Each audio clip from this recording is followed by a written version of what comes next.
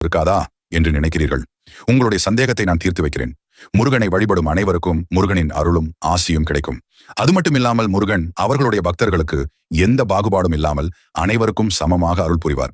அப்போ ஏன் இந்த மாசத்துல பிறந்தவங்களுக்கு மட்டும் முருகன் அருள் கிடைக்கும் அப்படின்னு சொல்றீங்கன்னு கேட்பீங்க.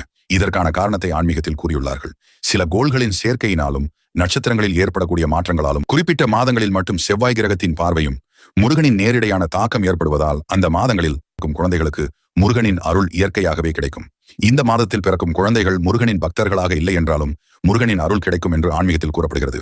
12 மாதங்களில் ஒன்றான வைகாசி மாதத்தில் பிறக்கக்கூடிய குழந்தைகளுக்கு இயற்கையாகவே முருகனின் அருள் கிடைக்குமாம். இது எதனால் என்றால் முருகன் அவதரித்த மாதம்தான் வைகாசி. இவர் வைகாசி மாதம் விசாகம் நட்சத்திரத்தில் தான் பிறந்திருப்பாரு.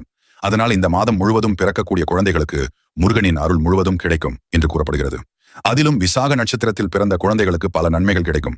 இந்த வைகாசி மாதத்தில் பிறந்த குழந்தைகளுக்கு இயற்கையாகவே முருகன் மீது